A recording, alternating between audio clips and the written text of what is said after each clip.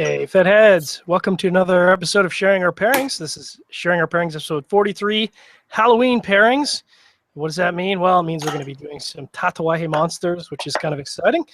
Thanks very much for all our Armed Forces Radio Network listeners, wherever you are stationed in the world. We hope you guys are staying safe. Thanks very much for your sacrifice for all of us out here who are sitting on a lovely fall day, enjoying a cigar, just generally being lazy. Thanks very much for our podcast listeners. I know you guys are out there around the world. We see some interesting countries pop up all the way from Sweden to China to Japan to Nicaragua. Appreciate you wherever you are in the world listening to our podcast. We just appreciate that you're tuning in. And of course, I'd be remiss if I didn't listen to our send a shout out to all of our live listeners. Appreciate you guys. Throw in your questions. We want to answer them. Anyways, I'm here as always with my co-host Robbie Rass. Rob, what's going on, brother? What's happening, John? Things are good, man. I'm surrounded by beverages, and I've got a gigantic cigar in my hand. And it's funny, we were talking offline, and as I was lighting this up, I was thinking, man, the show's only an hour long. I'm going to get halfway through this thing. I probably should have picked one of the pudgy monsters, but no, things are good, man. Beautiful day in California. Got my Halloween party this weekend, which you're invited to, but I don't know if you got your invitation or not. I didn't actually, but maybe got lost in the mail. You know, it's funny. A lot of the invitations we sent out have not made it. Really? Yeah. Actually. Did you guys do like actual handwritten, like mailed stuff, or was it electronic? I made them. Nice. They're not like individual where we write a little note in them. You know, it's like Christmas when people send you, instead of sending you a card, they send you like a picture and here's what's going on with my family type stuff. Sorry. And mark that down. And yeah, they just, half of them didn't make it. I don't know why.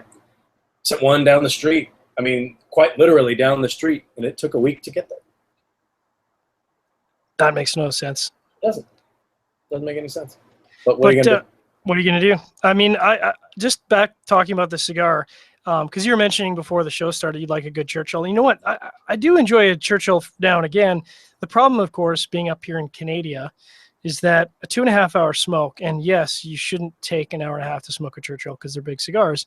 You know, usually in the summertime, that's fine, but it's getting to be fall. 2.5 hours is kind of a long time to be smoking a cigar. And I kind of feel like we're mafiosos, you know, sitting in our big leather chairs talking about who's going to get whacked this week. And, you know, it's a big cigar. It's a big cigar. Yeah, I mean, these are, it's like 7x49 or something like that. The one thing I do like about, and I'm smoking the Jekyll, last year's release, 2014 release. And this is probably one of my favorite monster releases to date. But this has kind of the marble head, and I don't know what the shape is called. It's a 109 or something like that. But I really like the tip on it, and I just use a little punch. Oh, nice. And it's kind of, yeah, it's very comfortable. It's similar to the heads that are on that Crux puts on their cigars, and they call it a marble head. I don't know if that's just their term or what, but.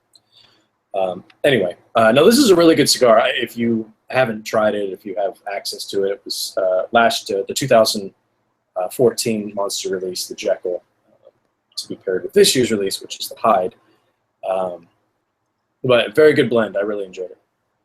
So I'm, of course, smoking the JV13, otherwise known as the Jason. This is a 2013, which just goes to show I mean, it's been sitting in my humidor for 2 years. I've been meaning to do a review of these. I've got a couple of them. And I just, you know, get so busy. I just haven't gotten around to it. This is actually a 7.5 by 52. They call it a double Corona. So this is a beast. Oh, wow. And Pete was quoted as saying, you know, they use obviously a broadleaf, a Connecticut broadleaf in this. And you can see it's a really super toothy, you know, beefy wrapper. I mean, this is just, it's a thick wrapper. And he said it was the strongest cigar that they've ever blended. And I kind of get that. Like, it definitely feels like a beefy cigar, which makes me feel better about the pairings I've chosen for tonight. Also uses Nicaraguan binder and filler. It's definitely got some power to it. And I'm only, you know, an inch in, 40 minutes. Just some of the specs on the Jekyll, 7x49. It's got the Ecuadorian Sancti Spiritus wrapper on it, Nicaraguan binder and filler. And this one was, I mean, it's more of a medium. It starts off as a medium, gets in kind of a medium plus towards the end. And I remember when I smoked it last year, and it was actually, I refreshed my memory by going through my review. Yeah, it's a traditional 109 shape. The flavor and the strength of flavor and the body and everything didn't really pick up for me until about halfway through. So I actually meant to start smoking this cigar about an hour ago, but yeah, didn't really work out. It didn't really work out with my plans today, unfortunately. So yeah, I mean about an inch in, give or take, and that was, I mean, right around there. That's when the flavor really took off for me last time I smoked it. So hopefully we get there by then. But yeah, I was very cognizant of the flavor profile. We did things a little bit differently this week. You know, we really just decided to pick a cigar, and we're not even smoking the same cigar, but we're smoking, you know, from the same, I don't know what you want to call it, the same line, I guess, playing off the whole Halloween thing. But I was more cognizant of what I'm pairing with the cigar because I have smoked it before. I'm familiar with the profile, so hopefully all three of these pairings that I have today work. I went with a little bit more sweet and mild spice to complement the spicy, more baking spicy aspect of the Jekyll. So hopefully that works out. Yeah, I think we're kind of getting back to our roots. You know, when we originated the show, and we talked way back a year and a half ago at the IPCPR in Las Vegas, when we were talking about the show, you know, we're talking about what we intended to do the show, and sometimes we got away from that depending on what we were pairing. Sometimes we focused on the pairings, and I think really the root of the show is picking a cigar and then experimenting with different beverages to see what goes with that cigar, what complements or contrasts, but really you're just looking to try different things. And you know, I went into this a little blind because unfortunately I didn't do my research. I didn't smoke one of these beforehand. To be honest, so far I was expecting it to be a lot more earthy and leather, because I'm used to when someone puts Connecticut broadleaf on, they tend to put some really beefy Ligero in there. Ligero, and I'm not getting that. I mean, it's like I do a retrohale. To be honest, there's barely any pepper. Like it's just balanced. Like there's spices and there's pepper, but it's kind of hidden behind this creamy smoothiness, and that's surprising to me because that's not what I anticipated going in.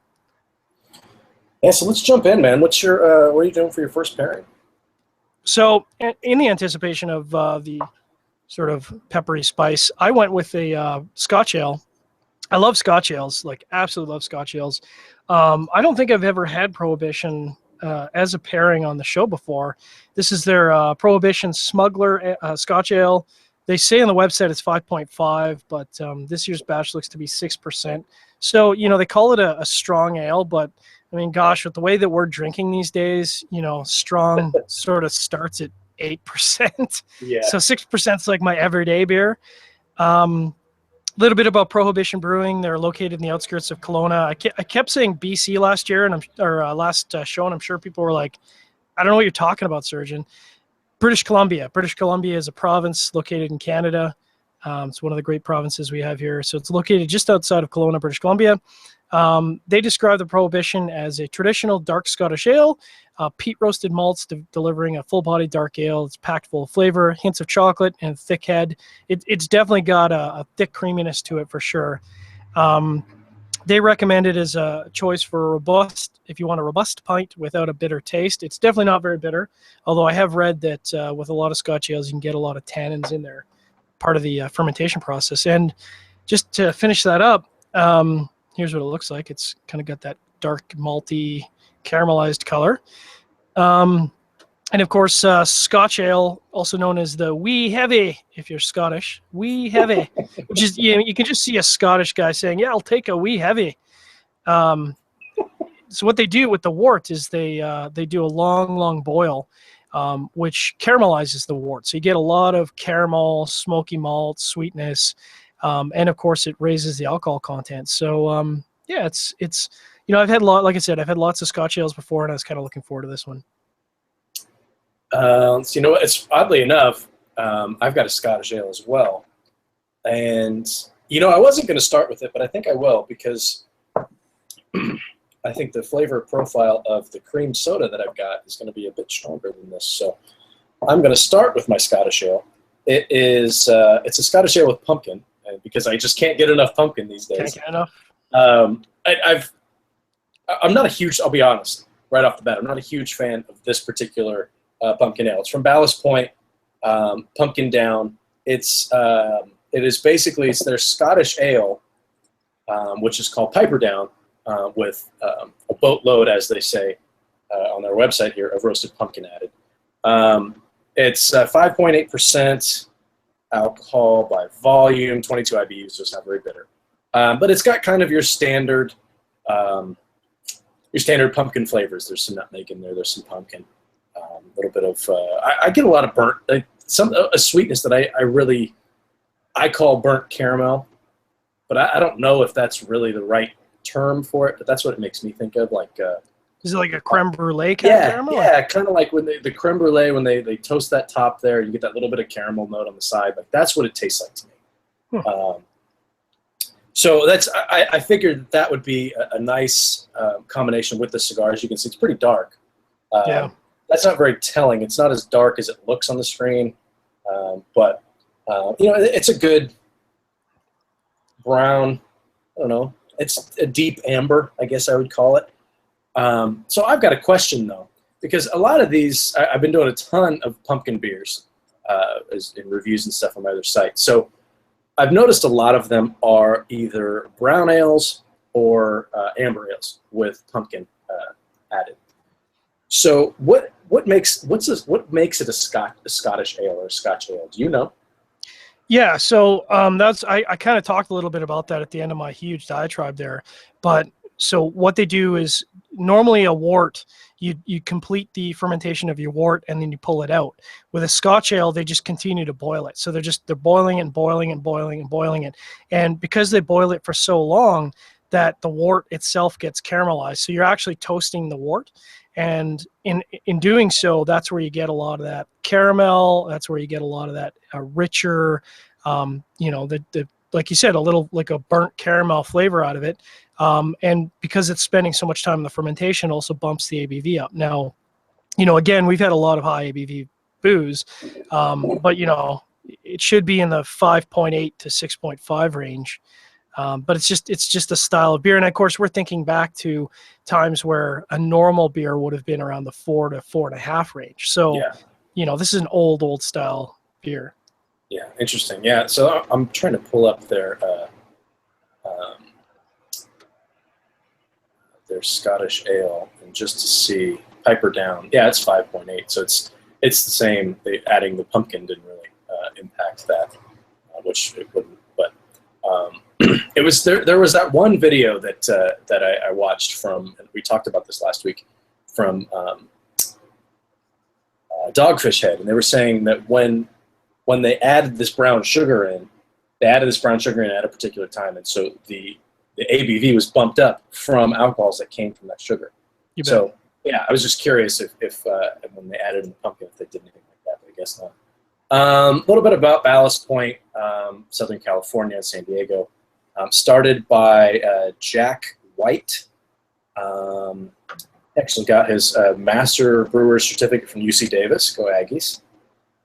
Even though I went to Sacramento State, so I really didn't like Davis, but spent a lot of time down there. Ballast Point opened up in 1996. Ton of great beers. If you get a chance, I know John, you recently got a chance to pick some of them up, so they're pretty widely available.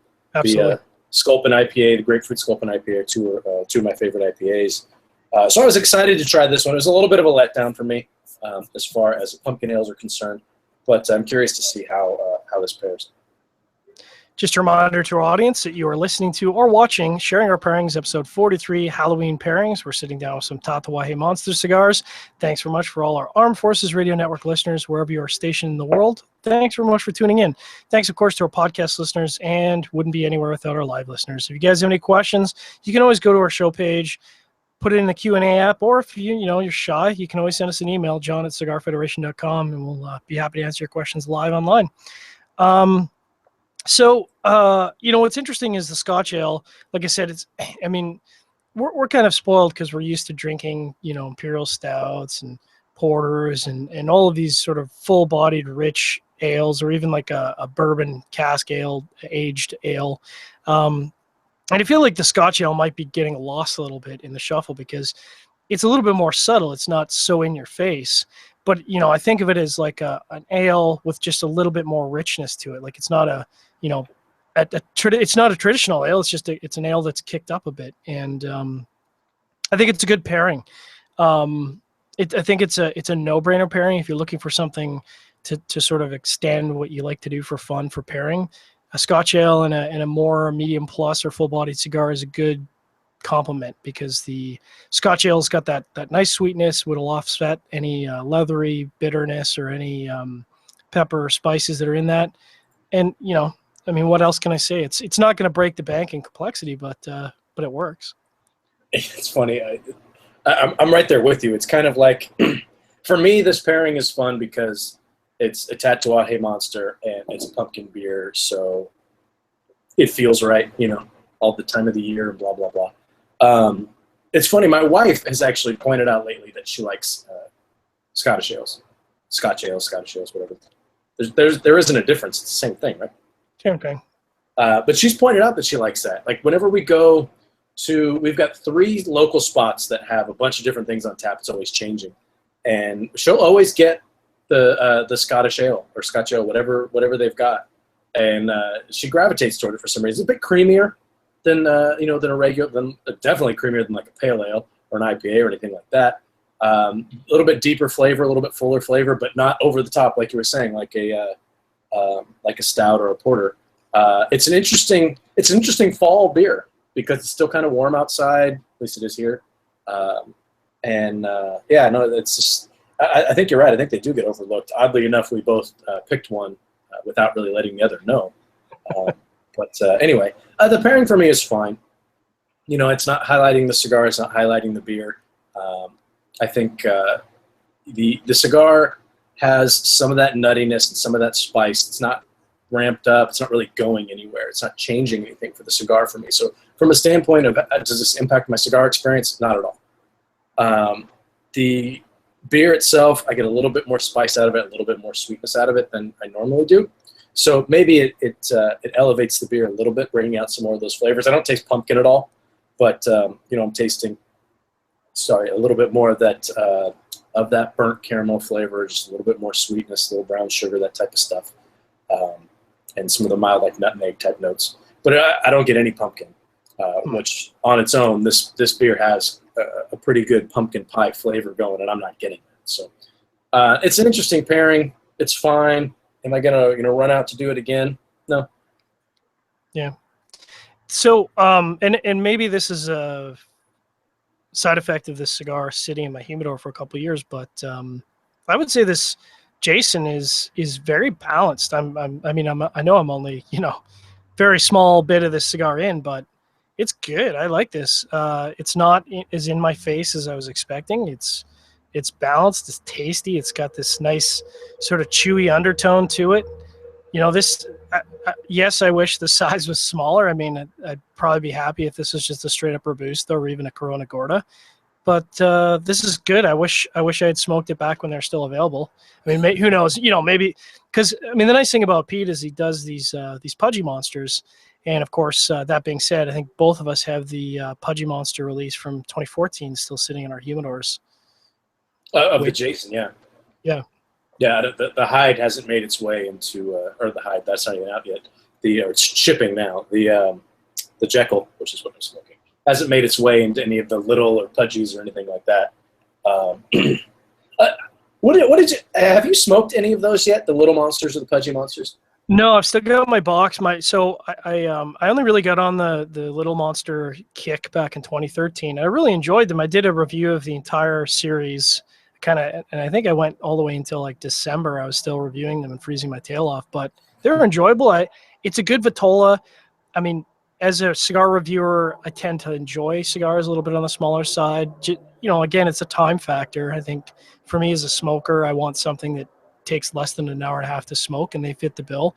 And I think when you blend a smaller cigar, you know, I've spoken about this many times in the past. I think when you blend a smaller cigar, it's tougher, and so you have to be a little more cognizant in the tobaccos that are going in that. So for me, I think there's only one Little Monster from the 2013 that was a bit of a miss, but everything else, like the Little Drac, it was amazing. It was great. So I really got to get around to the 2014, and you know, maybe this is probably the time of the year to be doing that. Yeah, the Pudgy Drac was really good too. I think those have been my favorite in both. And the Pudgies, the Tiff, the Chuck and the Tiff were both misses for me. The Tiff was rough. It was hard to smoke. It was just a pepper bomb for me. And you know, everybody says that I'm a wuss. I just don't like a lot of pepper in my cigars. And actually, the Jason, when I first smoked it, I wasn't a huge fan. It's funny. I talk about these cigars like I don't like them, but I buy a box of them every year. It's the only thing that I buy blind every year.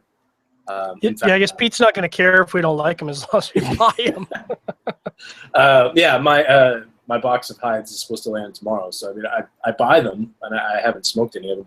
But that's the thing with these. If you wait until you're like, oh well, I get a chance to pick up a single. Oh, did I like it? Yeah, well, I'm going to buy a box, but it's too late. Yeah. What with the Pudgies, you can still get the Pudgy Monsters. The Little Monsters, those went quick. Pudgies, I think they did like a double run of them or something. I don't know. I'm guessing, but there's a ton of those still left. Like, you can still get them. You go to New Havana, you can get them from. They're doing 5-packs of each individual cigar. That's how many they had left over. So if you liked the Pudgy Drac, you can get a 5-pack of those. That's actually a really good deal. And it's kind of cool. I don't know how much it is, $40 or something. I have no idea. But yeah, it's NewHavanaCigars.com. Check them out. That's where I got my my hides from. That's Dan Walsh runs that out of Ohio. Not a show sponsor, believe it or not. We're just no, not at all. Just no, like them. I pay for the cigars I get from them. No, they do a nice job. But anything that you want from Tatuaje or Atelier or the surrogate stuff, and they've got some of their own blends too. That I don't know if Pete did them for them or not, but they've got some cool stuff, so check them out. Anyway, move on to the next pairing, you think? Pairing number dos, which is something that we haven't done on the show, partially because of cost. I think, you know, so I'm, of course, I'm giving this big lead in and I'm talking about it. It's port. And I love port. Port is, I mean, I like wine, I like port, I like whiskey, I kind of like everything. But port is one of those things to me that's right up there with coffee in terms of it's a no-brainer pairing with cigars. And I think it's a shame we haven't had them on the show, but you think about, you know, even when we do beers, even if we do expensive beers, you know, maybe you're paying $4 or $5 for a beer. But if I didn't have so much scotch, I wouldn't be running out to buy bottles of scotch either. And the challenge that I'm faced with is I can open a bottle of scotch and come back to it in a year, and as long as it's not halfway empty, it's still fine. Like, it's perfectly fine. It's lost very little. Whereas with a port, as soon as you open it, you're starting to lose a little bit. And you can use those nitrous canisters or whatever, and it'll hold up, but not for very long. So this is a Ruby Porto from Offaly. They are Portuguese. Of course, port comes from Portugal. That's where it originated from. That's why it's called port. And it's not a super high-end port. I mean, I've had some high-end port, and I love high-end port. This is, you know, more of an entry-level port, and you can kind of almost see by the color that it's almost just a rich, dark red wine color. And when I nose it, I mean, more of the red wine comes through. It's not giving me that sort of plum and raisin that I normally get off of a normal port. And I haven't tasted it yet. But all port is fortified wine. So you're just taking the ABV and bumping it up from what, you know, typically might be 13 or 14% and bumping it up to 19.5, 20, 21. And it just stabilizes it, makes it last longer. And it does age in the bottle, unlike every other booze in the world, which confuses people. But, you know, if it was up to me, if I could get little tiny bottles of port, like maybe little quarter bottles, I would probably buy a selection of port and have it on the show. But unfortunately, I'm not willing to go out and spend $100 to do a show because it's money. It costs a few bucks. True story. They've got I like the port as well, but I run into the same issue as you. It's, you know, you buy a bottle, you crack it open, and whenever I open it, I always keep it in the fridge. Keep it cool after you open it. That's what I was told. I don't know if that's correct or But it lasts about a month, give or take.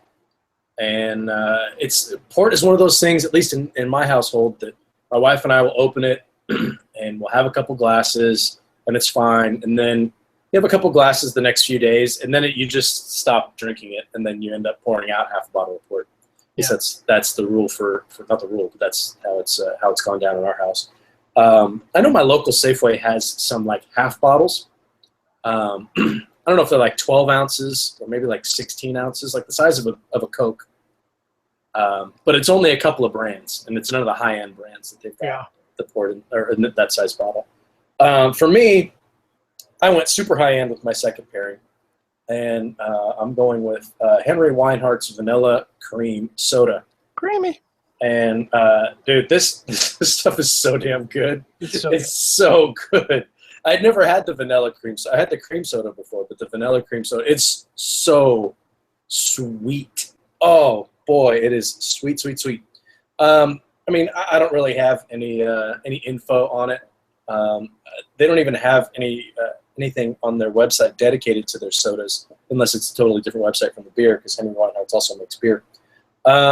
It's an original recipe, draft style, vanilla flavors added, blah, blah, blah. That's really it. Wow, do I even want to know how many calories are in here? Probably not. 180. It's just a regular soda. Ton of sugar. Wow.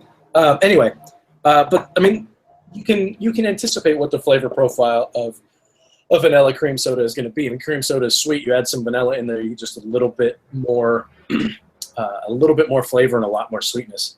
And what I was hoping was that I would have this cigar. It would temper the sweetness from the cream soda, and it really does. And oddly enough, I'm getting almost like an allspice kind of finish on my tongue. Almost anise, but not quite that strong. Interesting. Yeah, it really is. It's interesting. It's almost distracting. I'm not tasting that in the cigar. I'm not tasting it in the soda, but it's left over after everything's done. That's the finish. But that's this pairing. I want to get back and give it a shot here. How's the port working? It's good. A little bit about Awfully. They're owned by So Grape Vinhaus, which is a huge brand owner. They own more than 830 hectares of vineyards in Portugal, so big wine house. Founded in 1942 by Fernando van Zeller Guedes. And they use fortified wine from the Douro region. I don't know enough about wine to speak too much about that. I know we've had guests on that are certified sommeliers, and they could probably give us a little bit more about that. They say it's got an attractive and well-defined red ruby hue, definitely. A lively aroma reminiscent of a red fruit. Totally agree with that. And complex notes arising from aging in oak wood in the mouth. It's got a fine balance between sweetness and mature tannins. I would agree. And it's got a long finish. I don't know about the long finish. I mean, I've had some ports that have a really long finish. This to me is reminiscent of a young port, but it's good.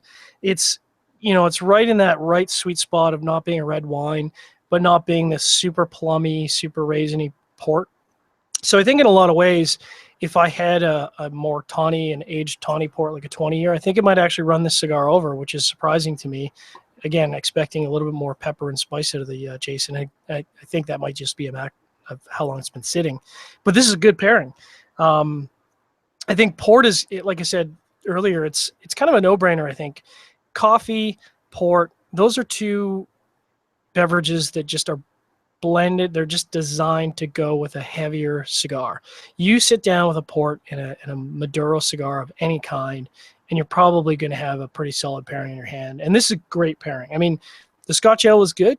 This is great. This is something where I could sit in a nice casa in a big leather chair with my huge 7.5-inch cigar, sit back, watch a football game or a baseball game, have a glass or two or six of port, and be in my happy place the whole time. Your happy place sounds fun. Mm-hmm. I was trying to pull up. You mentioned baseball games. I was trying to pull up the score here. It was a Jays KC game today. That's a final. Series? That was game 5 actually.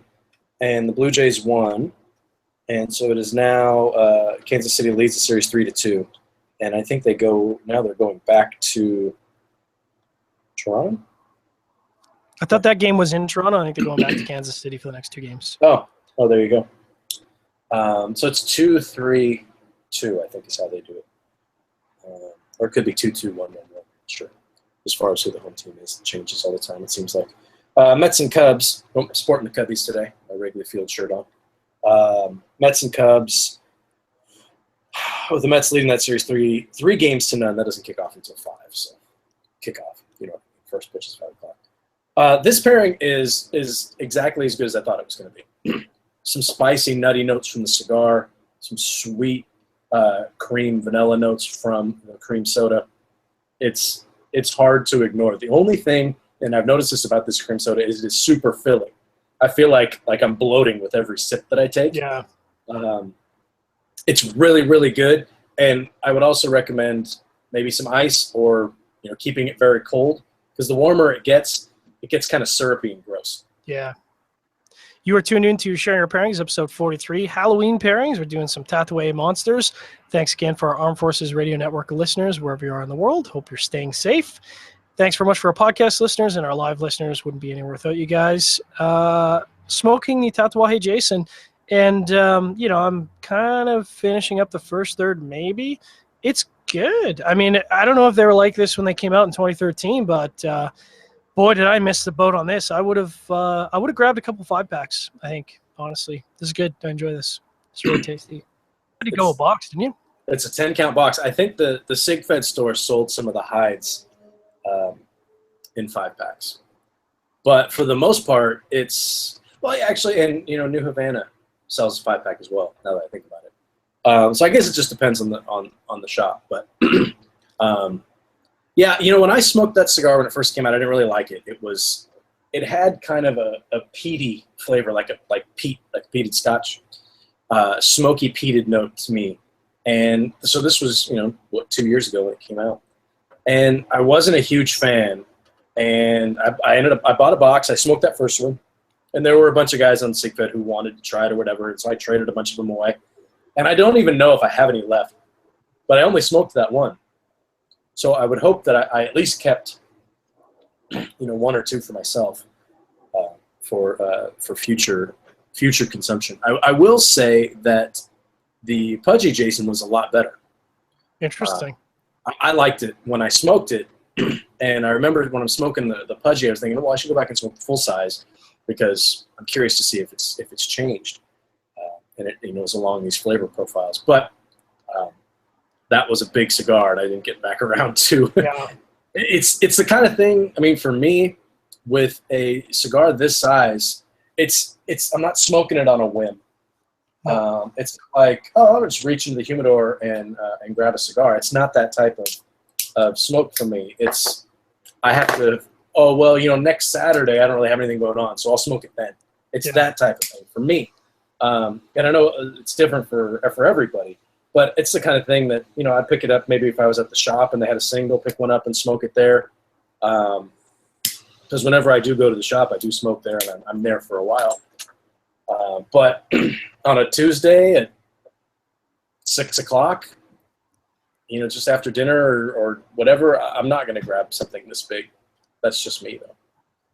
Yeah, like I said, for me, it's a time factor, and I think you hit the nail on the head. I mean, obviously, we're not representative of all smokers by any stretch, and they have to blend a cigar that, they think is going to sell. I think for me, I see something that's this big, and it is a little off-putting, because I go, even if I enjoyed it, do I want to pick up a 10-pack? 10-pack is actually a good count. I like the idea of releasing LEs as a 10-pack. If you haven't tried it before, that's a great way to sort of dip your toes in the pool of that blend without going deep on a 20, 22, or 25. I wish more manufacturers came out with 10-pack of LEs, because it's just more approachable. It's approachable from a price point perspective. It's approachable from the perspective of 20 cigars does take a while to smoke if you're not a daily smoker especially. So I think, 10 count makes sense. I think especially with the popularity of the Monster series, it's tough for me to get on that bandwagon quick enough to get into that and say, this is good, and I'm glad I bought a box. And I bought the mummies in I think it's 2012. No, 2012, and I wasn't a fan. So unfortunately, I went full bore and I bought the box and smoked a couple, and ended up basically trading them all away because it just wasn't my cup of tea. That's one thing that I will say about these limited editions is the 10 count box, and usually they run about 130, $13 a stick, give or take, and that's approachable, right? It's not. I mean, this isn't the cheapest. This isn't the cheapest hobby in the world. So tracking down new stuff or whatever, you know that you're going to invest some cash. So dropping, $130 on a box isn't the end of the world. I mean, everybody's got their own budget, but when these are coming out, so you can budget for it if you want. Worst case scenario, just like you said, you buy the box, you find out you don't like it, you stash a couple, and then you can trade the rest of the way because people are always looking for it. Absolutely. But one thing that I've noticed probably starting with the mummies, is that, and I don't know if the production numbers have gone up, I haven't looked into it, but they seem much more readily available. It's the dress boxes that people go ape over, yep. And that doesn't do anything for me. Although I did want to get the dress box of the Jason because I thought that one was really cool. But I mean, beyond that, I'm not going to spend an extra $200 on the exact same product.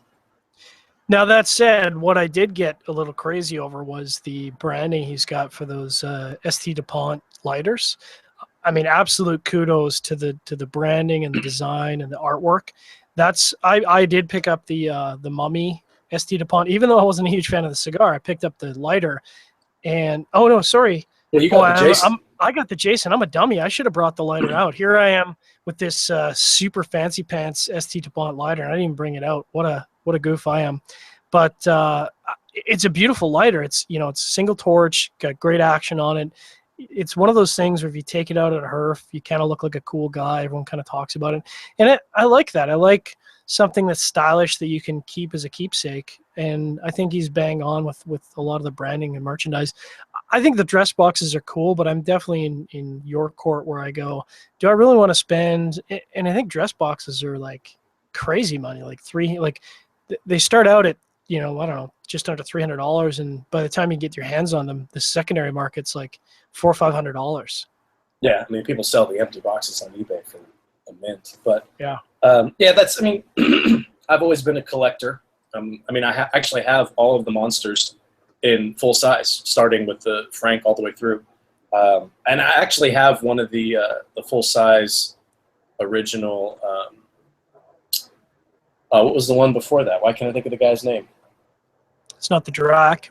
It was the face or the Wolfman? No. I have all those, but the first one, it wasn't actually part of the. Why can't I think of the guy's name? The Boris. Oh, the Boris. Okay. But the wrapper is so jacked, man. It's upsetting to look at. It's like peeling away in 15 different places. I don't think there's no way of saving it. If anybody knows how to save a cigar that is just completely the wrapper is just it's bad. It's bad times. You can try using cigar glue on it, but sometimes that's hit or miss depending on just how bad the wrapper is. I'd have to dip the whole thing in glue and then just take it out. It's a disaster, dude. But all the rest of them are in good condition. Someday I'll smoke them, but yeah, I don't know. I've had them, and so I just keep adding to that. Which is what now I'm thinking. Did I keep a Jason to add to that collection? I'm not sure if I did, but anyway. So yeah, I'm with you. I mean, whatever, the dress box. Some people are into that. I'm really not, but I do like that lighter. So if you ever want to get rid of it, let me know. I'll let you know. Before we get into our next break here, I'll maybe start up our last pairing. I wouldn't be me if I didn't have something Scotch related. I went with a classic Tomatin or Tibetan. I think it's Tomatin, but this is one of my go-tos. This is one of those Scotches that I have in my cabinet all the time. It's not anything super special. It's just aged in a combination of bourbon and sherry Scotches, and bourbon and sherry casks. And as you've known, we've had a few Scotches together. The The sherry is kind of my wheelhouse. I like that peppery, sweet, super stewed fruit that comes out of a sherried whiskey. It's got a nice, amberish color to it, and it's not crazy expensive, which is always good when we're talking about price. A little bit about Tomatin. They're, of course, a Highlands Scotch, Highlands distillery. Not that really means anything anymore, but they're founded in 1897.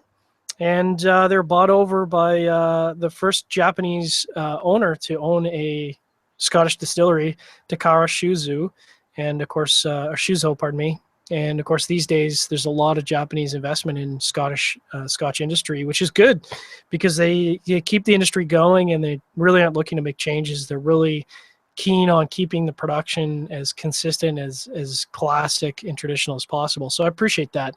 So it's a good investment. I think Tomatin is one of those whiskeys that gets overlooked a lot on the shelf, and I'm happy for that because it keeps the price down. Not a lot of people necessarily buy it, but if you see it on sale or you want to get into whiskey, this is a good whiskey to go into. I'm gonna have some sips while you talk about your last pairing. Absolutely. I went with some rum this time. Again, keeping the profile of the cigar in mind. I went with Zaya Gran Reserva. And you guys have heard me talk about Zaya before, and I'm going to go on a little bit of a rant here. And it's funny, I've been looking online for information on this, and I finally found a site that mentions it from a post earlier this year, which I want to read. It's pretty long. But I recently picked up a fresh bottle of Zaya, and I noticed that the branding was different. The font that they use isn't the same. It used to be more of a scripty font than this. And I mean, the bottle looks the same. It's a really heavy bottle. And my wife even noticed that it was different. And I cracked it open just recently, and I drank some, and it just doesn't taste the same. And it's interesting because if you pull up their website, it's still from, what is this? It's infiniumspirits.com. They still have the old branding on there, and it still says Zaya 12-year-old estate rum. Zaya's Gran Reserva recipe is a hand-blended with 3 to 5 rums aged in oak barrels for no less than 12 years. And that used to say that on the bottle. Now, the bottle still, this used to say, right here, there's a 12, and it would say that, a blend of 3 to 5, 12 rums blended at least 12 years. Now it's just a 12. It doesn't say anything about years. It says producers of the world's finest luxury rum, 12. There's really no reason for that 12 to be there other than continuity to what the bottle used to look like. And it used to say Zaya, and it would say Gran Reserva up here, and down here it would say 12-year aged estate rum. Now it just says Zaya Gran Reserva. And up here it says blend of 12 aged rums. That's a bit misleading. A bit? This is excessively misleading. Now,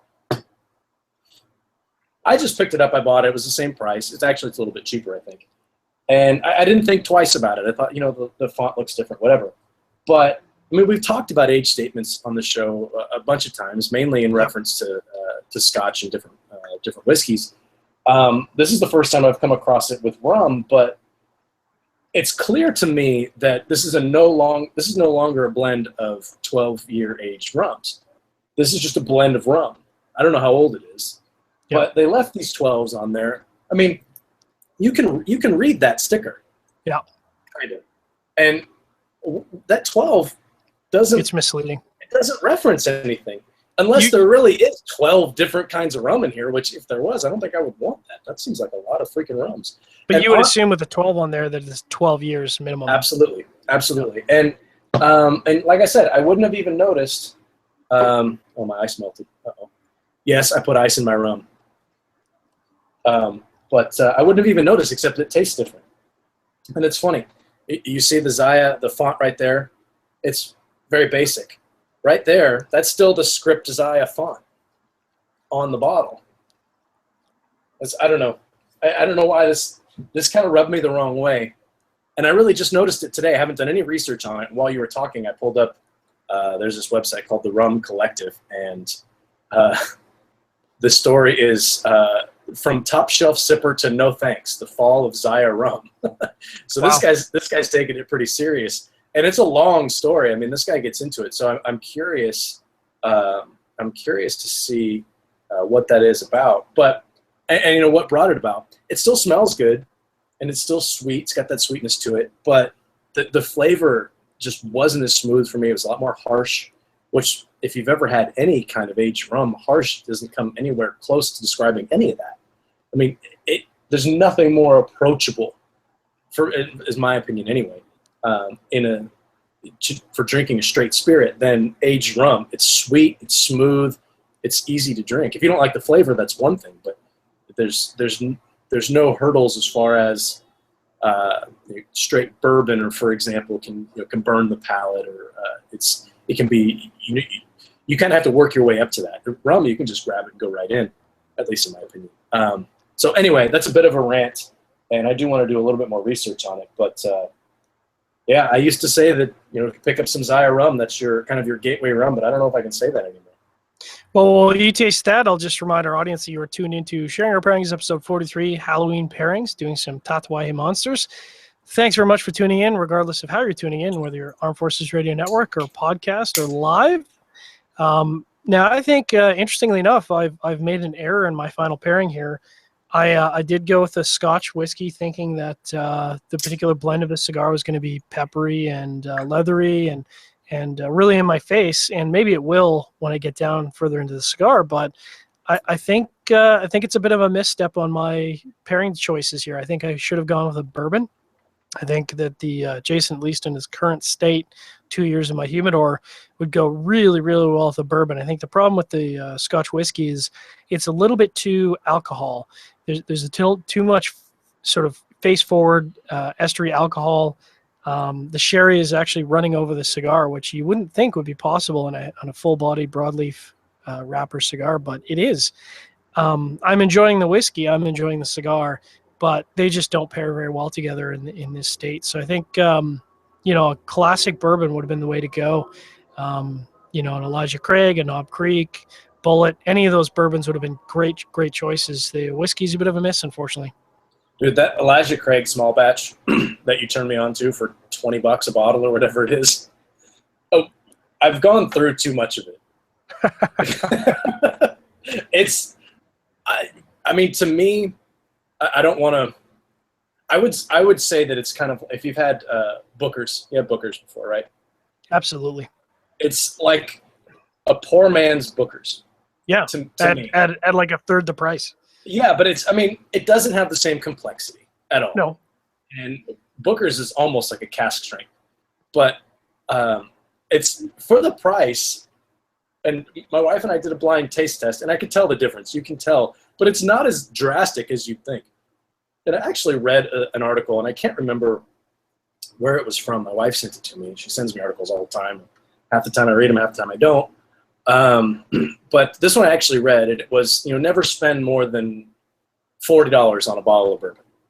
And it was just all these different reasons as to why if you're just the average person and you're not like a bourbon aficionado, you're not going to notice the difference. And I mean, you will, from the standpoint of, I've had really good bourbon. I've had really good bourbon, really high-end bourbon. And I've had the cheap stuff. And you taste the difference, but is it really worth an extra $200 a bottle or an extra $100 a bottle? I don't know. It's up to you. I'd much rather talk about that than my pairing. I'm so butthurt by this whole thing that I just want to throw this bottle away. I'm bummed. But my wife and I actually use it to mix a few different cocktails, so hopefully that'll work. But yeah, the pairing's no good. It got jacked up because my state of mind is all. I'm in a flutter right now because of this whole thing with the age statement, and they still say it on there, but it's not. I let my ice melt, so that's kind of jacking things up a little bit too. It brings out the cigar is bringing out an unpleasant flavor in the rum, and I think that I'm just not in the right mindset. I'm just not in the right mindset to do it. That's fair. Speaking about the pairings we've done tonight, I think the Scotch ale, it's a no-brainer pairing if you want a good pairing and you don't want to think too much about it. The Tatuaje Jason, the JV13 went really, really well with the Scotch Ale. Neither one are going to break any complexity barriers, but they go well together. The winner for sure was the port. I think you could step up to a 10-year, but I don't think I'd go any richer than a 10-year. I think you'd probably start to run over the cigars a little bit. But this Awfully Ruby Porto was fantastic. And when we get to our After Dark segment, I'm sure I'll be nursing that as we talk about football. Again, I think a real good pairing would have been bourbon. So, maybe I'll revisit that with one of the sticks I have left is sit down with a nice bourbon and 3 hours in this cigar. Yeah, but the port was good. Definitely need to do more port pairings. Just for reference, I fired this up, and now it looks like a normal size cigar. I fired this up, like 15 minutes before we went on? Yep. And I'm just about to the halfway mark. So it's been an hour. That's pretty much the pace that I was anticipating being on. The cigar has aged well. It's been a year. And I got a lot more spice in the second half when I smoked it, after, I don't know, I had them on hand for about a week or two before I smoked it. I had a lot more pepper spice, a lot more baking spice on the retrohale from a year ago than I'm getting now. It's much smoother now. It's taken on a nice rich profile, nutty notes. There's kind of a nougaty kind of sweetness in there. Whenever I find that in a cigar, I love it. This is a really, really good cigar, and I'm hopeful that Tatuaje and Pete will do another smaller monster series next year and include this. Absolutely. Because it's a really good cigar, and I would love to try this in like a Lonsdale or like a Corona Gorda. I don't know what size they would come out with. I mean, the Lonsdale monsters, that would be sweet. I would be all over that. I'd buy a couple of boxes of those. Heck yeah. How many boxes fit on a crate? I'd buy those. Yeah, the cigar's been good. The pairings for me, the Ballast Point Pumpkin Down was fine. Just like you said, kind of a no-brainer. You don't have to think about it too much. I grabbed this beer simply because I felt like the spices and the pumpkin pie flavors would pair well with this. The pumpkin pie kind of disappeared, but the spices, paired well.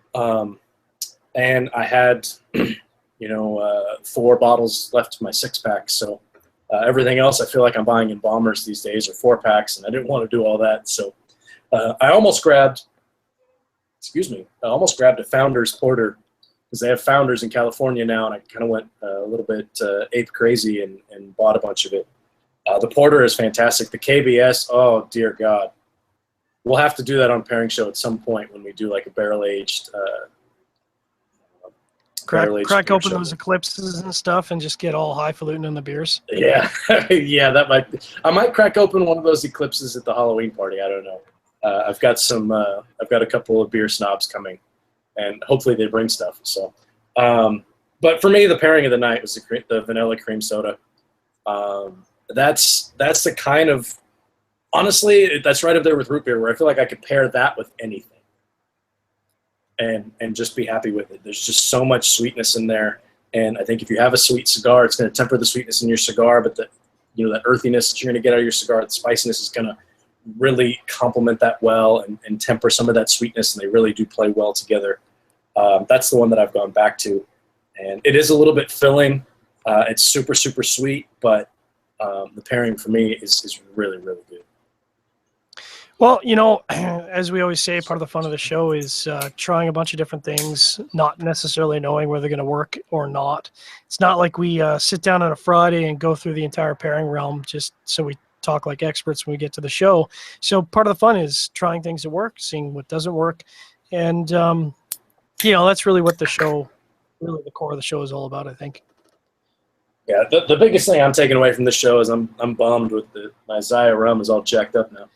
Yeah, that's bogus. And we didn't really talk about it, but of course, in the Scotch and bourbon industry, having an age statement or a number on your bottle, there's a very, very strict legislation around that. And it sounds like the rum industry doesn't have that same base rules, because it is misleading. When you see a number on a bottle, there's a natural assumption that that goes with an age statement. So if you're saying it's a 12 and what you mean is it's got 12 rums, well, you're definitely misleading your user base, your consumer base, for sure. Yeah, no, I'm definitely want to read this guy's story and get some of his info. I don't know. Fast Jimmy's talking about something. I think he was talking about the tomatin. Oh, I see. I haven't tried that one yet. I don't think, unless you sent me samples of it, and I just haven't gotten there yet. But so we'll be back next week. Haven't really decided what we're pairing next week yet, but we'll figure something out. We'll figure something out. And we could do some mulled cider. That could be interesting. I know we did some regular apple cider, like brewed apple cider last year. That was with Aaron from Blind Man's Puff, or Blind Man's Bluff, pardon me. But that didn't really work out. It turns out that apple and citrusy notes from cider are really tough to pair with cigars. But I think, there's a lot of beverages out there that we still haven't touched. I talked about it earlier with port. We haven't done any port shows, so there's a lot of stuff out there. Maybe we should do a vodka show. Yes. No, I'm just kidding. We're not doing a vodka show. It's never happening. No, I'd rather do a vermouth show than a vodka show. Oh. Yeah. I'll do a gin show. Or what we should do is cognac. We haven't done cognac. Speaking of cheap bottles. Yeah, cheap bottles, right? Yeah, that's the problem. If you can get little tiny bottles of all this stuff, that's great. But since we're funding the show out of our own pocket, it's kind of tough to afford $120 for a show of various liquors and then find out whether it's good or not. And it's not like cognac is something I'm going to sit down on a regular basis and drink either. If it's good, you will. Well, yeah, like that Hennessy that we had at the Mombacho event. That was out of control. That was out of control. So good. Anyway. Just want to thank our audience for tuning in. We've been doing this show now for a little over a year and a half, and appreciate our live listeners, appreciate our podcast listeners. We have fun every week, and we hope you guys have fun as well. Make sure to tune in next week. Who knows what we're going to pair, but it'll be interesting. We'll have lots of stuff to talk about. I don't know, who do we have on our show tomorrow night for Cigar Chat? Cigar Chat tomorrow. We have Dylan Austin from Camacho and Davidoff. That'll be a great show. Yeah, and he actually made an appearance on a Sharing Our Pairing show a couple weeks back, and he's going to be on Cigar Chat. We're going to talk about the new Camacho shellback that I don't know if it's hit the shelves yet or it's just now hitting. It's a limited edition release from them. I think it's a Nicaraguan Puro. I'm not looking at the info right now, but I know it's predominantly Nicaraguan. And so we'll talk about that. I'm going to smoke that during the show, and there's going to be a lot to talk about when we have Camacho and Davidoff to talk about. So it's going to be a fun show. There you go. And they're going to be giveaways because we always got giveaways in Cigar Chat. So make sure to tune in. Thanks again for tuning in to Sharing Our Pairings episode 43, Halloween Pairings. Hope you enjoyed it. And as we always say, make sure to drink better, but drink less. And we're back. I want to, before we get into the NFL talk, since I got a little bit of light here and I'm not talking in darkness, thanks for the earlier start. First thing I want to talk about, and this is not a paid promotion, although I wish it was, is I picked up this new Zycar lighter, and it is, I tell you what, man, it is legit. It is it's a Turum lighter. I'm holding it up now. It is it's basically a 6x60. Like it's 60 ring gauge, it's 6 inches. And this thing, like if I put this in my fist and punch somebody, not that you want to do that, but if I did, this would do some serious damage because this is like a solid, beefy, like I want to say this thing weighs like a half a pound, if not more. And it's got this huge fuel tank. This line here is where the fuel tank ends. It's a double torch. It's got a great action on it. And it's got this huge beefy wheel on the bottom to adjust the flame. And I'm really digging this lighter. I don't use it a lot for the smaller ring gauge stuff, but this is my go-to for anything in the 52 or larger ring gauge. This is a great lighter, and the flame on it is nice. It's not, it's not going to blow the end of my cigar off. It's a double torch, you said? Double torch, yeah. Yeah, that's definitely cool looking. You've been telling me about it. This is the first time I've seen you use it. But yeah, that's pretty sweet. I can't bring myself to invest in a lighter, because the one time that I spent money on a lighter was this. This is a Cigar, and I can't get this thing to light for the life of me. And I know it's got the lifetime warranty, son. Warranty and blah blah blah. I need to bring it in and all that noise. But yeah, it's just I always end up going back to these little whatever this one's branded with a SigFed sticker, but it's just a single torch Bugatti or whatever the hell it was that everybody gives these things away, but they work. And I picked up 5 of these on Amazon. They're refillable for $15, and it's a triple torch, so it's aggressive, but I mean, it works, which is more than I can say for some of my other lighters. Someday I'll grow up and I'll buy a good one, and I like that one that you've got. That's pretty cool.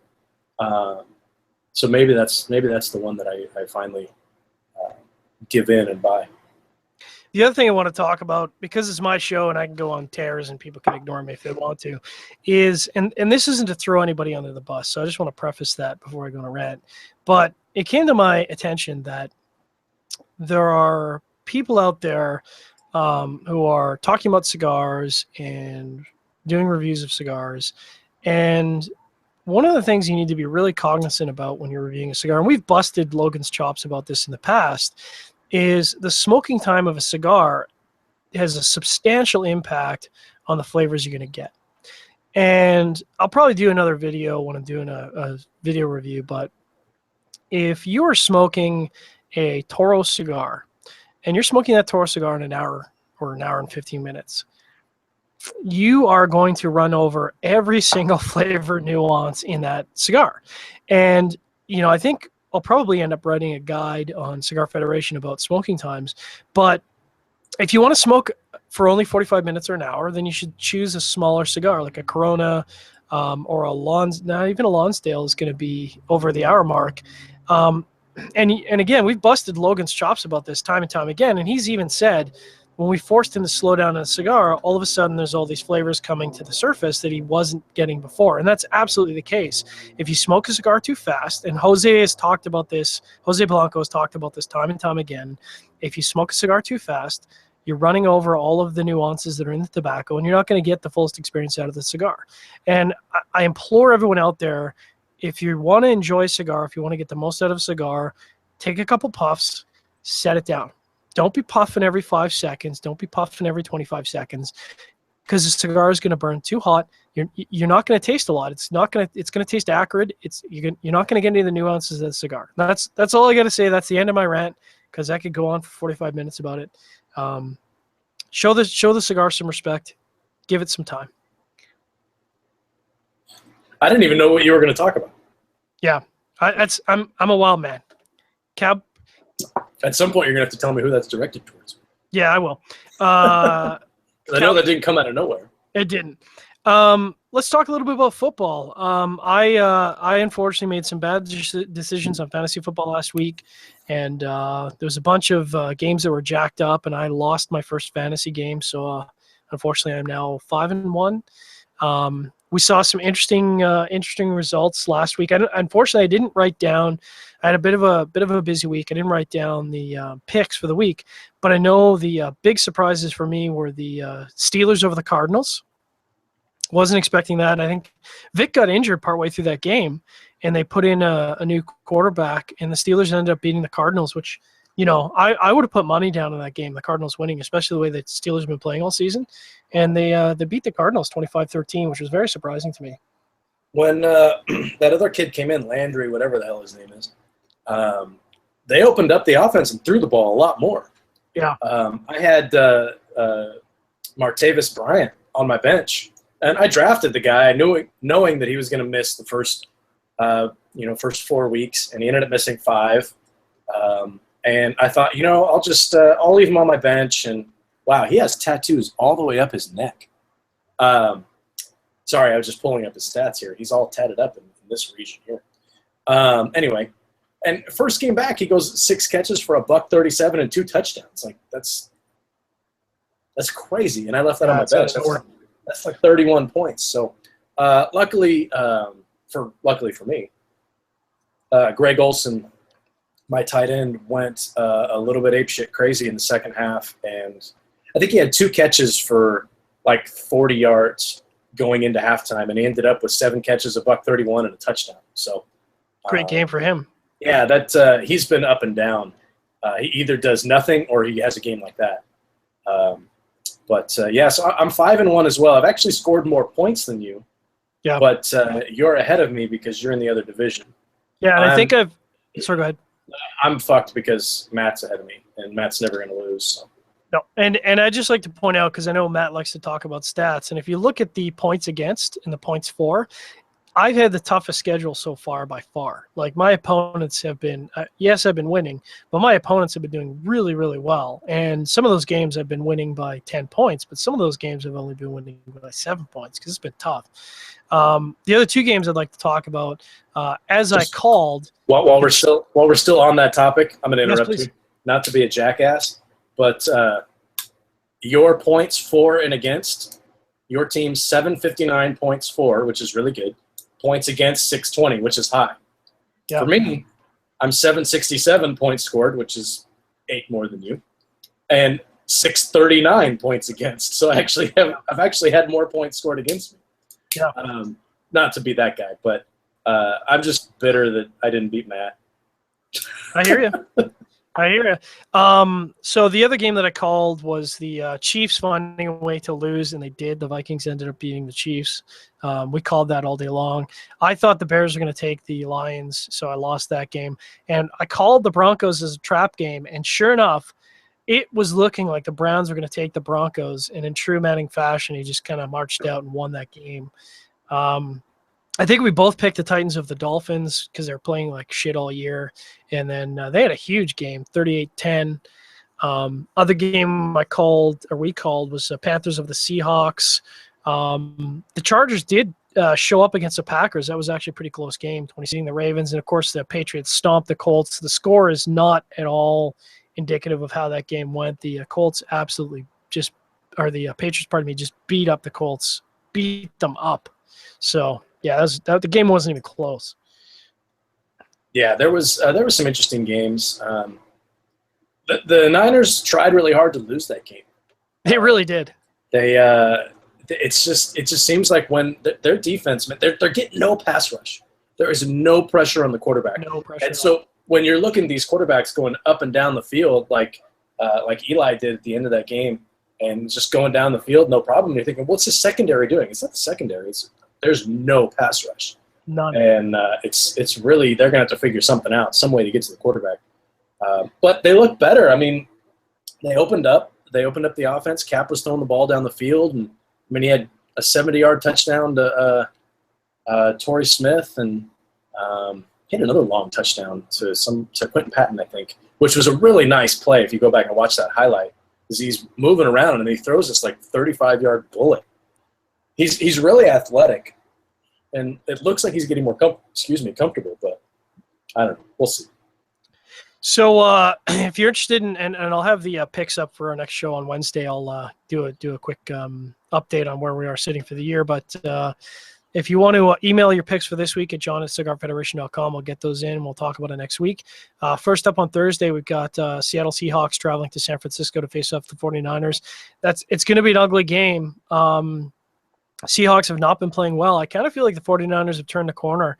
I'm going to go on a limb here and say the 49ers are going to win that game.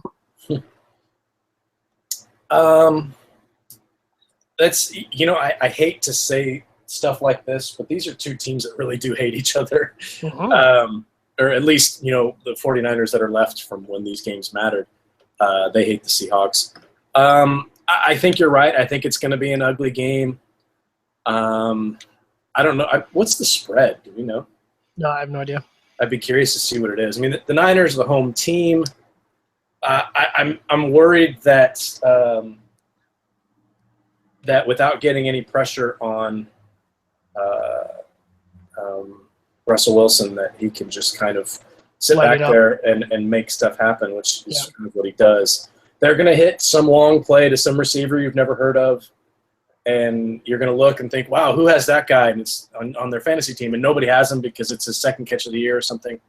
That's going to happen. But I'm going to take the 49ers, but I'm not all that confident. All right. Buffalo goes to Jacksonville to face off against the Jaguars. I think Tyrod is going to be back for that game. That's in London. That's in Jacksonville. It's in London.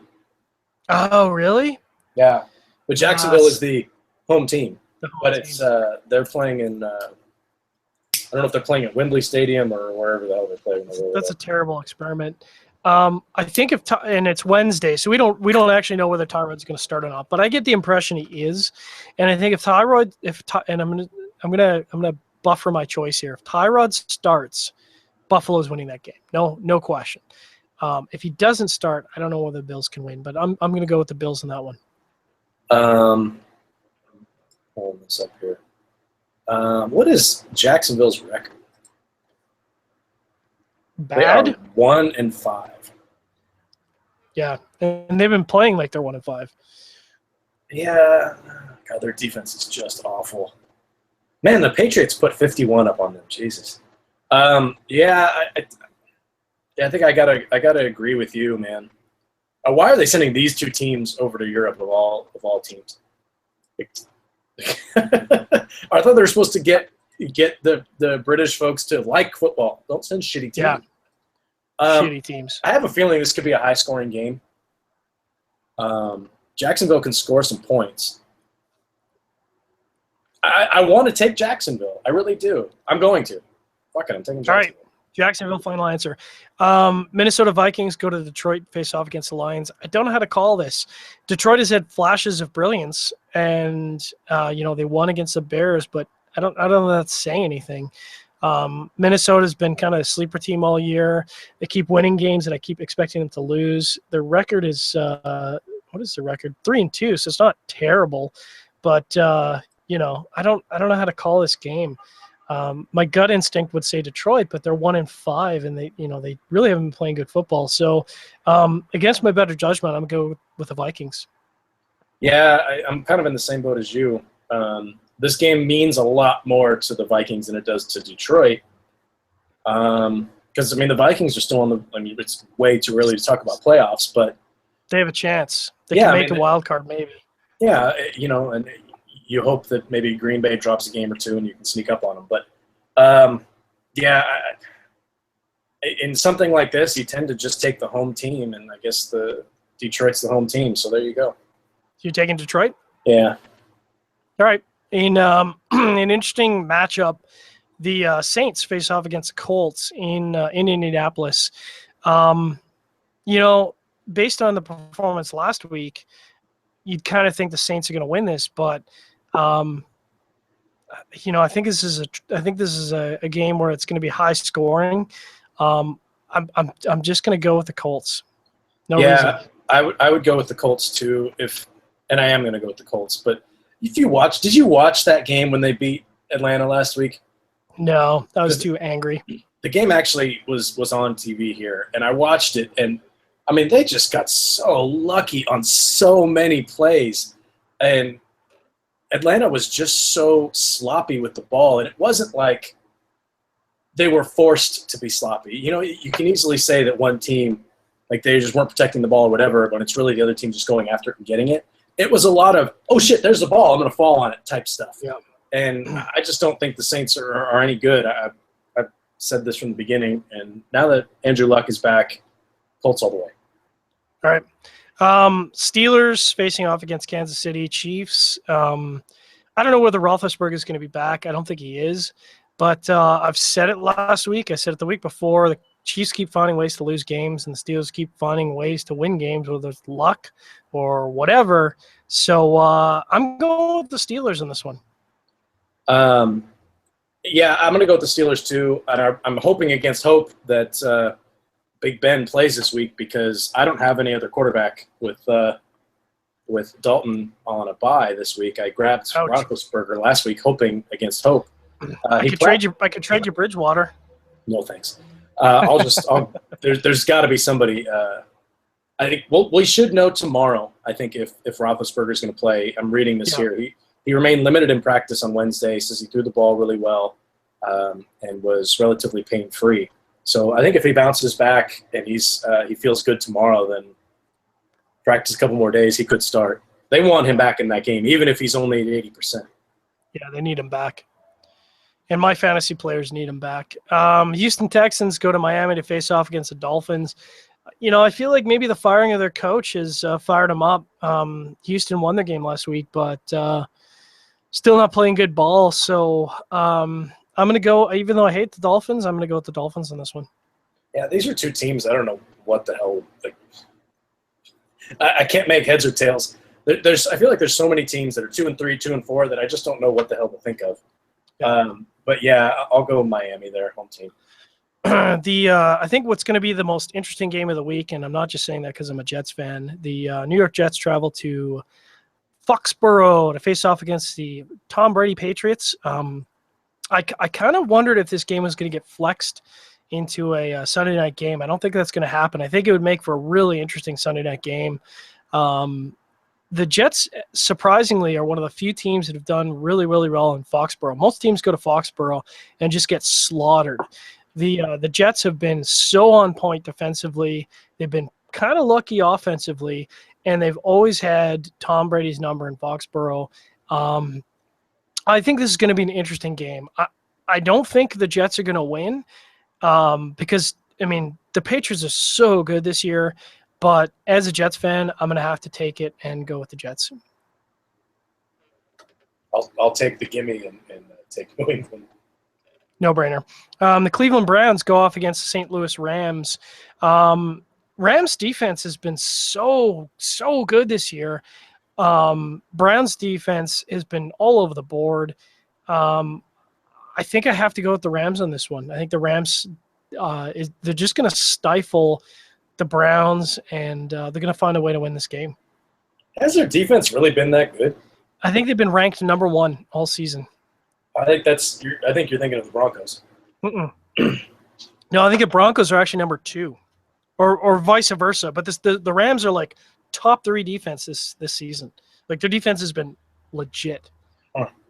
I haven't really watched them play. I'm just looking at the scores from the games that they've played, and they've given up 34, 24, 24, 24, and 12 against the Steelers. But I just don't think that the Rams' offense could keep up with Cleveland's offense. Cleveland can score some points. Yeah, I'll take the Browns. All right, cool. Lots of splits this week. The Falcons go against the Titans. Excuse me. I think the loss last week, the Falcons, was an anomaly. I think it's a no-brainer win for the Falcons this week against the Titans. Agreed. Okay. Moving right along, the Bucks, who I don't care about, face off against the Redskins, who I equally don't care about. But it's in Washington, and the Redskins have had some good games. Even though they lost against the Jets, they did have a good game. So I'm going to go with the Redskins in that one. Winston just does not look ready for the NFL. But if Tampa Bay can run the ball, they've got a nice little tandem of running backs there. Yep. I just can't, in good conscience, take the Redskins. We have a lot of splits this week. I'm going to take Tampa Bay. Nice. In the number 2 Hate Bowl, and this is just a classic Hate Bowl, Oakland Raiders in San Diego to face off against the Chargers. And the over-under in this game is the number of people that are going to be killed in the parking lot. I'm not kidding. Like, this is going to be a violent game. The thing about Phil Rivers and the Chargers is that they play competitive football. Even when they lose, they play competitive football. This game is too close to call. My gut says go with the Raiders, but I'm going to have to go with San Diego because they're a home team on this one. I think San Diego's a better football team. I watched them play against the Packers, and they had every right to win that game. You look at some of their performances. They score a lot of points, but they give up a lot of points too. Yeah. Man, they've had a rough draw so far, though. They lost to the Bengals. Somehow they lost to the Steelers. I don't know how they did that. then lost to the Packers. They've had kind of a rough schedule. Even that game against the Browns was close, but they're close every week. You're right, except for that game against the Vikings. I'll take San Diego. All right. Unfortunately, the Dallas Cowboys are without Tony Romo. They face off against the Giants in New York. I want to root for the Dallas Cowboys because that's my NFC team. But I want to win the week. So I think I'm going to have to go with the Giants in this one. Yeah. Dallas they're going to bring out the hell is their quarterback's name? Matt Castle? Matt Castle, yeah. Matt Castle. And they're making a lot of changes too. They're going to give Christine Michelle the ball apparently, and I don't know. This one could go either way. I don't know what to make of the Giants either. Yeah. Where is it? It's in New York. Yeah, I'll take the Giants in New York. All right. Eagles, who surprisingly keep running up the score, and I don't know how they keep winning football games because they don't seem like a team who can score that many points, and yet they keep doing it. But they face off against the Panthers, and I feel like Carolina might be one of the most underrated team in the league right now. It is in Carolina, and if you look at the record of the Carolina Panthers, they're 5-0. They're undefeated. They're leading the NFC South. And, I think if you couple the fact that it's a home game and that the Panthers have been playing good football, I think they're going to win this game, but I think it's going to be a high-scoring game. Like, you're going to see Carolina in the 30s, and you're going to see Philadelphia in the high 20s. This is going to be a very explosive game. I agree with you. I'm looking at the Panthers here. They beat the Jaguars week 1, the Texans week 2, the Saints week 3, the Bucks week 4, and then they beat Seattle. So they only have really beat one team. The rest of those teams suck. So it's tough to get a gauge on them. They are undefeated, like you say, but they score a lot of points, man. 27, 37, 27, 24. They can score. So, which is odd because they don't have a lot of offensive weapons. Yep.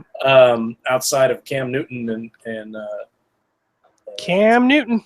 Yeah, you know what? I'll take the Panthers. They're at home. I don't know what the hell to make of the Eagles. I think this is a no-brainer this week. Baltimore Ravens go to Arizona to face off against the Cardinals. The Cardinals lost, but up until last week, I mean, and I've said it, they look like a lock to be in the Super Bowl. I think their biggest challenge is going to be facing off against the Packers. Baltimore is just total garbage. I mean, the record of the Ravens right now is 1-5. I don't think they've ever had this bad of a record in their entire franchise history. So that tells you how bad they are. I mean, the Browns are beating them. That's saying something. So I think this is the week where the Cardinals get angry. They're bitter about their loss last week. And I think the Cardinals are going to come out and have another big, big game. Yeah, I would agree with you.